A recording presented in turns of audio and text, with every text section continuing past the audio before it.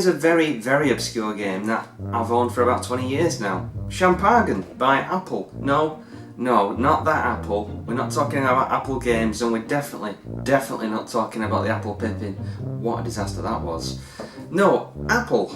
They're famous for making the Champagen game. Yeah, I've really looked around the internet to try and find any information on this company, and there's nothing. There's absolutely nothing.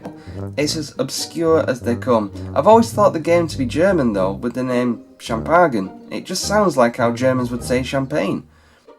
I first stumbled across this game whilst going on holiday to visit friends in the Lake District.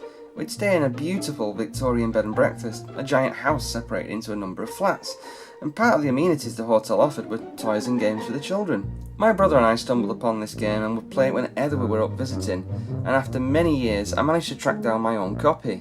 The game is extremely simple. You create a pyramid of the small clear plastic glasses with the red glass at the very top. The aim of the game is to remove the glasses without making the red glass fall.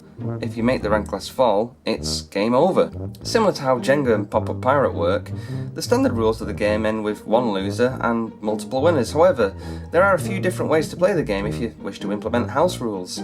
Setting up the game is probably the most tedious part, and this is due to how neat the pyramid needs to be. You know how you grab the nearest flat thing at the start of a game of Jenga to make sure the tower is completely straight and aligned? Yeah, well, you can't do that with this game. It takes a steady hand to build this up. You start with a triangle of 6, then 5, 4, and so on, resting the stem of the glasses on the gaps between the glasses on the lower layer. Mentioned before, the red glass goes up top. However, taking glasses from any layer tends to invariably free up glasses on the layer immediately down from it, making it much easier for the next player to nab a glass without any worry. Most games start off seemingly easy enough. You'll think to yourself, where's the risk with this? But as the pyramid starts to thin out, you're left with this spinless stack of glasses, and spotting your move can be really tough. It's possible, though a rare sight, to get the game to a point of no win for the next player. No matter what they take, it's gonna fall down. I say a rare sight because whenever I've played this, it's generally people's clumsy-handedness or general state of inebriation that sends the tower tumbling over. This is definitely a party game, and one to bring out when you've had a few drinks with your friends. So that's the basic game rules covered, but there are house rules you can implement to make the game a bit more tactful. One game rule I implement is the person with the most clear glasses at the end of the game is the winner. But you're only taking one glass at a time, I hear you say. Well. Playing this way, you're actively wanting the clear glasses to tumble, but not the red glass. Any glasses you free up under layers from removing a glass become yours, and this becomes a careful game of skill and tact to think about which glass removal keeps you safe, but also lands you with the most glasses falling.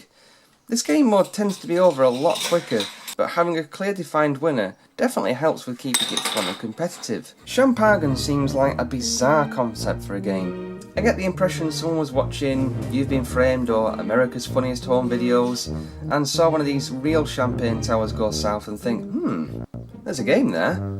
It's an odd game that never fails to raise a smile initially, but the novelty wears off quickly and players will be happy with just a few rounds of it. Games usually last around the 5-10 minute mark, though this is widely variable. All depends on how dexterous or clumsy your players are. There's really not much else to say about this game. It's fun for a short while, but we'll leave you wanting to play Jenga instead. You can find copies on eBay, and it also goes by the name of Champagen. And if you're wondering, no, I've not played with the glasses full of champagne yet. Thanks for watching. I'll talk to you again soon.